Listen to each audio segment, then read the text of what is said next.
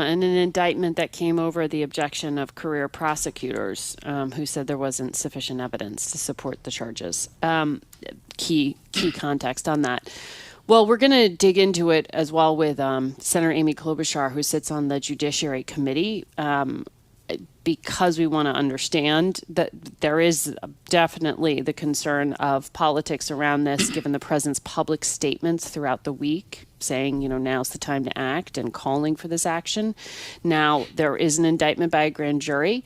That means we will move forward at least. We'll see some action around October the 9th with an arraignment. Now, does it actually lead to a successful prosecution?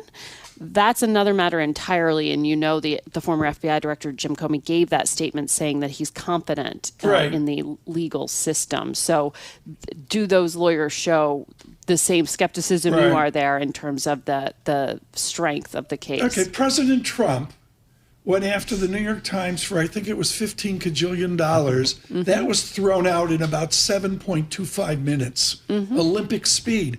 Can that same conclusion happen here, where the first judge to see this just says no?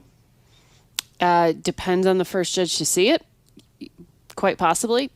Yes. And the willingness to fight it. Certainly we see Jim Comey wanting to do that and indicating that he will. But this is even just the fact that there was follow through by this brand new prosecutor who was, it would appear, put in this role to carry out this task raises a lot of concern about what is being attempted here in terms of the functioning of our justice system, which really underpins everything in our society in terms of the functioning of the courts themselves. Paul. But the president has made clear as he campaigned that he has retribution on his mind.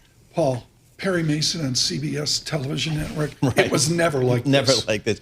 Margaret, it was a busy week for those of us who live and work in New York City with the United Nations in town. President Trump made quite an impact, quite an impression with his speech. It seems like the president, at least from his rhetoric, is kind of walking away to some degree from the Ukraine, from the Middle East, and saying, "Hey, Europe, it's up to you guys." How did you take his comments? Yes, the president doesn't usually admit defeat or failure. It's sort of quietly passing the buck seemed to be the takeaway on the Ukraine statements he made, but he framed it in a way that caused a lot of people, including the president of Ukraine, to go, wait, what? The president of the United States now believes we can actually win the war that he told us we didn't have the cards to win.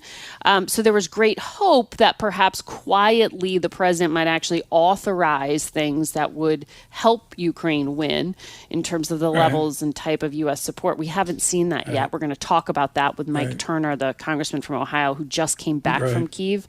And there is this real push by hawks in Congress to just say, Mr. President, move forward here, authorize these sanctions. So tougher rhetoric, but we haven't seen much action from the president to back that up at this point. Margaret, you're killing it. I mean, the ratings are something. I mean, do I care about Comey? No.